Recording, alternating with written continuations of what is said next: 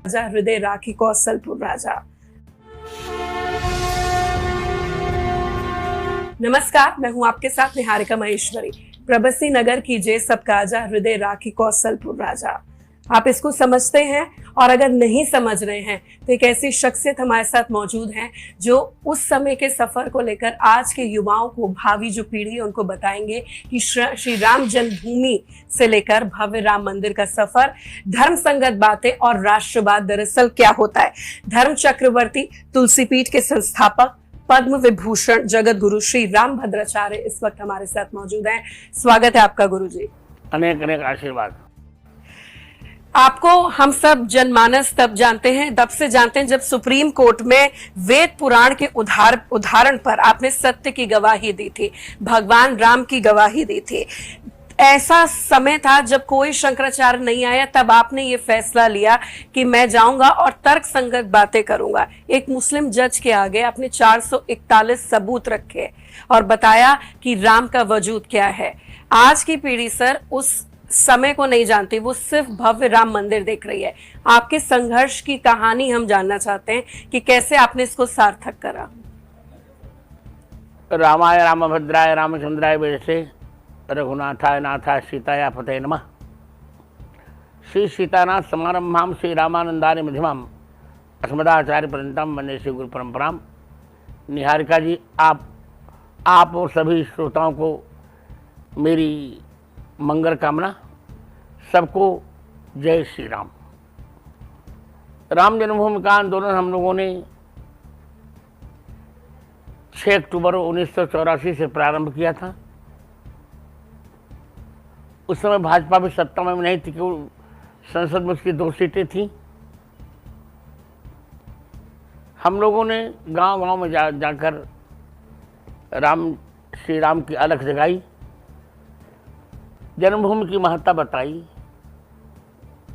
और सर्वत्र ईंटों का पूजन करवाया।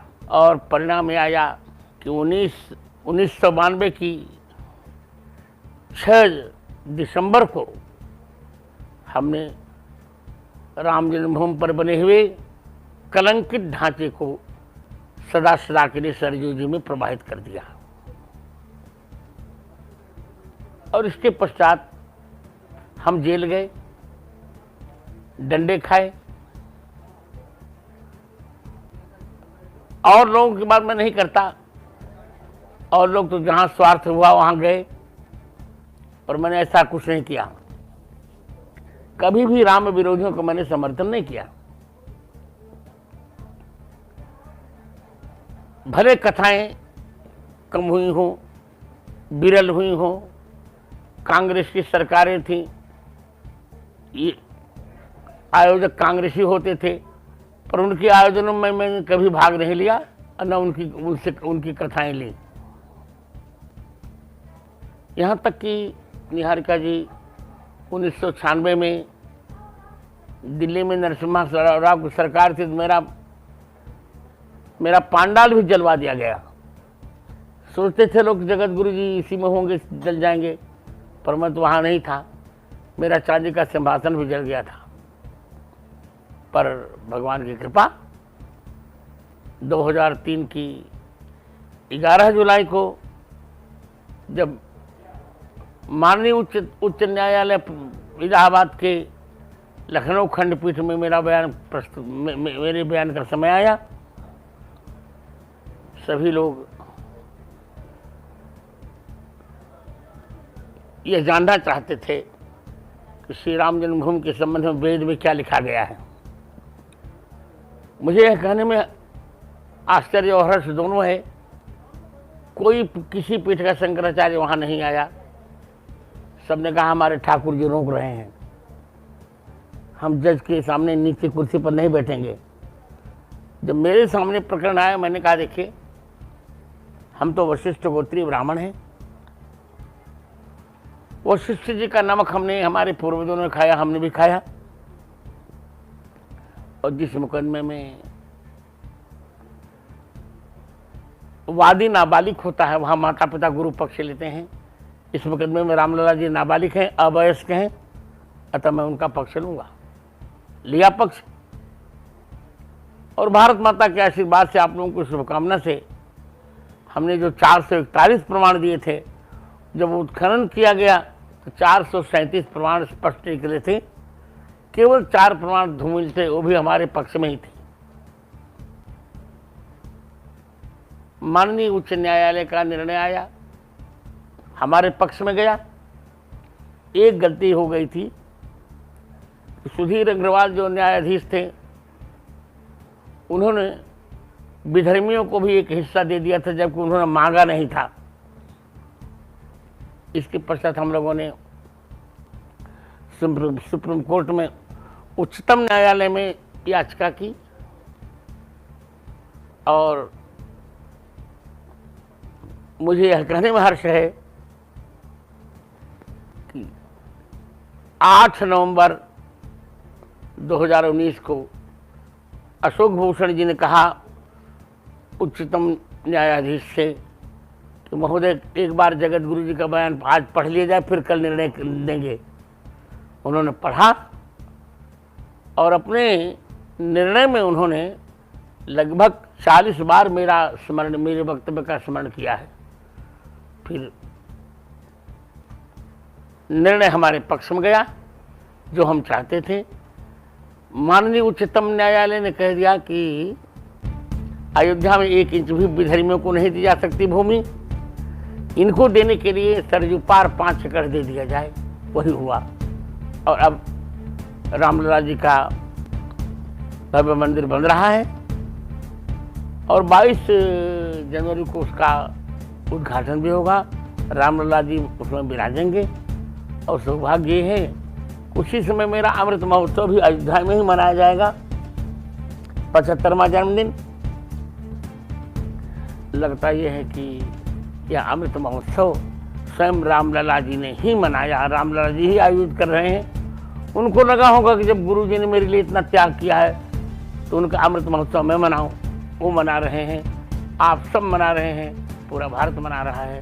मैं जीवन की इस उपलब्धि से बहुत प्रसन्न हूँ। भरत जी को पश्चाताप था कि प्रभु के काज ने आयो, पर मुझे गर्व है कि मेरी प्रतिभा भगवान के काम में आई। जब ये प्रश्न हुआ कि वेद में भी कहीं प्रमाण है राम जन्मभूमि का, तो हमने उनको बताया कि अथर्ववेद के 10वें कांड के 31वें अनुवाक के 2 मंत्र में प्रमाण है। अष्टाचक्रानवद्वारा देवानां पुरोयोध्या यस्याम हिरण्मयः कोशः स्वर्गो ज्योतिषावृतः। 8 चक्रों वाली 9 द्वार वाली वह अयोध्या, जिसमें मंडपाकार स्वर्ण का भवन है, उसी में भगवान राम का आविर्भाव होता है। स्कंद पुराण में यहाँ तक वर्णन है, जन्मभूमि से 300 धनुष की दूरी पर सरयू नदी बह रही है। आज भी उसी प्रकार उतनी ही दूरी पर सरयू नदी का प्रवाह है। सब कुछ जो हमने प्रमाण कहे थे सब कुछ उपलब्ध हुए वहाँ, और अब हमको राम जन्मभूमि मिल रही है। आपको यह बताने में हर्ष होगा, हम इस समय ऐसे युग में जी रहे हैं। हमारे पूर्वजों ने मंदिरों को टूटते हुए देखा था और अब हम राम मंदिर को बनते हुए देख रहे हैं। जय श्री राम। बिल्कुल सफल मनोरथ आपका हो गया। एक सवाल और जो हर कोई जानना चाहता है, ना पढ़ सकते हैं ना लिख सकते हैं, 2 माह में आपने अपनी आंखों की रोशनी खोई। 80 से ज्यादा पुस्तक ग्रंथों की आपने रचना, 230 पुस्तकें मैंने लिखी। 230 से ज्यादा, उसमें भी 22 से ज्यादा भाषाओं को आपको उनका ज्ञान है। ये आप कर कैसे लेते हैं? आप ईश्वरीय शक्ति बोलेंगे, चमत्कार बोलेंगे, प्रतिभा बोलेंगे, ये ऐसा क्या है कि आप इतना चमत्कार हो जाता है? प्रभु की कृपा में बोलूंगा, भगवान की कृपा। जाके कृपा पंग गिरंगे अंधेरे को सब कुछ दर्शके, बहरे सुने मुख पुर बोले रंग चले सिर छत्र धराए। वो वाकया सुनाइए जब मुस्लिम जज ने आपको बोला था कि आप में ईश्वरीय शक्ति है, हुआ क्या था तब? उन्होंने प्रश्न किया था और यही वेद का जब प्रमाण मैंने दिया, उनका एक प्रश्न था कि क्या रामचरितमानस में भी जन्मभूमि का प्रकरण है? मैंने उनको बताया कि रामचरितमानस के उत्तरकांड के 5वें दोहे की 5वीं पंक्ति में है, जन्मभूमि ममपुरी सुहावनी उत्तर दिश बस्तर जो पावन। वहाँ ममपुरी शब्द में सप्तमी है, माने मेरी सुहावनी पुरी अयोध्या में मेरी जन्मभूमि है, जिसके उत्तर दिशा में सरयू बहती हैं। तब उन्होंने कहा sir you are divine power.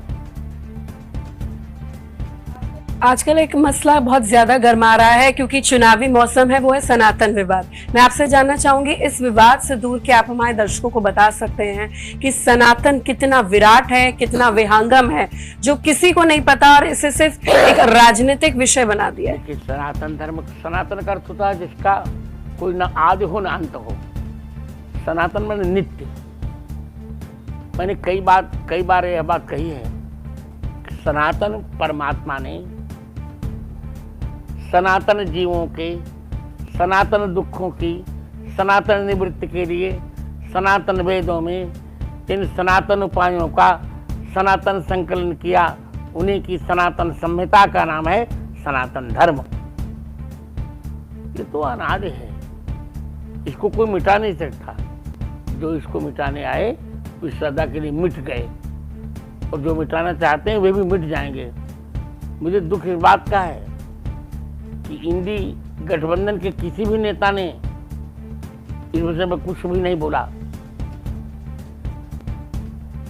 जबकि मोदी जी ने मेरे वक्तव्य के बाद बीना की रैली में स्पष्ट बोला। और ये निश्चित जान लीजिए सनातन धर्म को मिटाने वाले बहुत बुरा परिणाम भोगेंगे, और यह चुनाव ही बता देगा, क्योंकि यह चुनाव धर्म और अधर्म का चुनाव है, किसी दो पार्टियों की नहीं, 2 पार्टियों का चुनाव नहीं। भारत वर्सेस इंडिया को लेकर लगातार चर्चा है, आपके लिए? मैं चाहता हूं कि भारत ही नाम रहे, इंडिया नहीं। आप चाहते हैं भारत नाम रहे? तो INDIA गठबंधन जो नाम दिया गया है, जो एक गठबंधन का नाम दिया गया है तमाम दलों का, नरेंद्र मोदी के खिलाफ, बीजेपी के खिलाफ, चुनाव 2024 में इंडिया गठबंधन, इंडिया नाम दिया देने दीजिए उनको।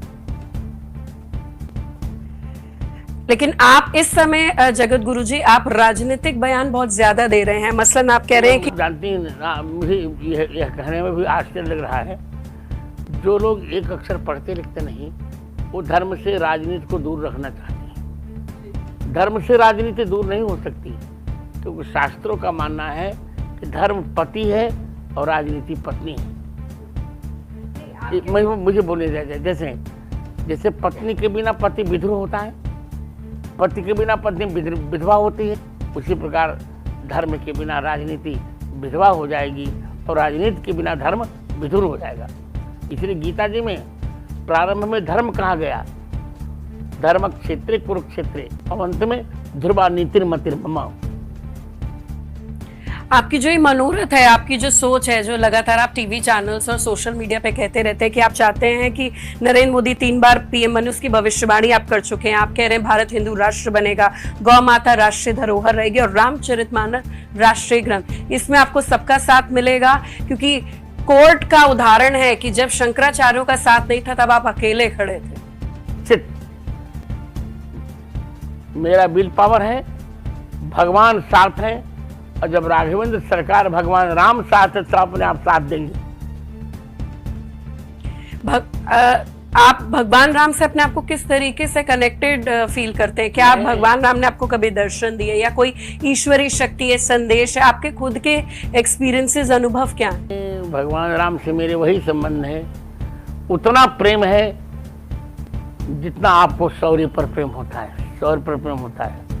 एक बालक मानता हूं मैं भगवान राम को, वशिष्ठ गोत्री होने से गुरु शिष्य का नाता है, बार बार अनुभव होते रहते हैं। उनके बिना मैं अपनी जीवन यात्रा चला कैसे सकता हूँ? आपके शिष्यों को लेकर कई सवाल मीडिया खड़े करता है, कोई उन्हें कहता है कि वो चमत्कार कर रहे हैं, कोई कह रहा है पाखंडी। ऐसे में आप अपने शिष्य को लेकर आए। अच्छा लड़का है, पाखंडी नहीं। धीरेन्द्र शास्त्री जी क्या चमत्कारी हैं? आप चमत्कार के खिलाफ हैं, आप प्रतिभा के पक्ष। मैं तो प्रतिभा के पक्ष में, पर वो चमत्कार भी उसका नुकसान नहीं कर रहा। अच्छा, लेकिन उनका इस्तेमाल तो हो रहा है, या कुछ वो ऐसे बयान दे रहे हैं कि जिसके कारण वो सुर्खियों में आ रहे हैं? सत्य सत्य है, यदि मैं तो प्रतिभा के, देखिए पक्ष भिन्न भिन्न होते हैं ना।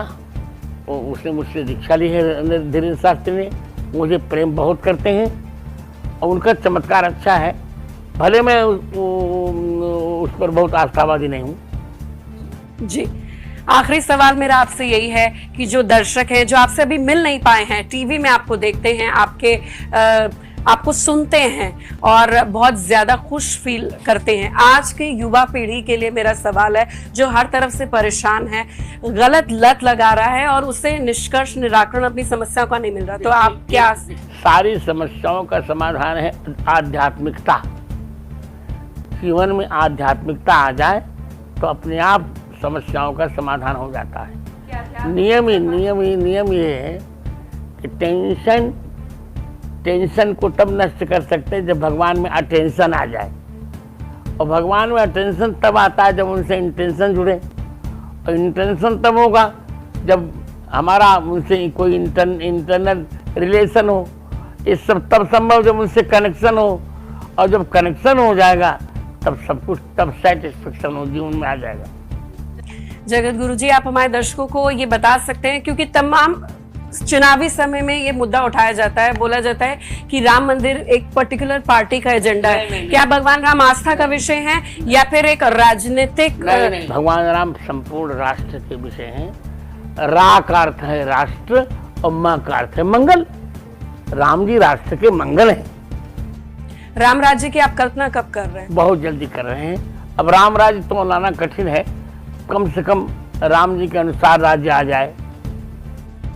धन्यवाद आपका हमारे साथ जुड़ने के लिए और अपना कीमती समय देने के लिए। आशीर्वाद निहारिका जी, अखंडम रक्षे सौभाग्यम।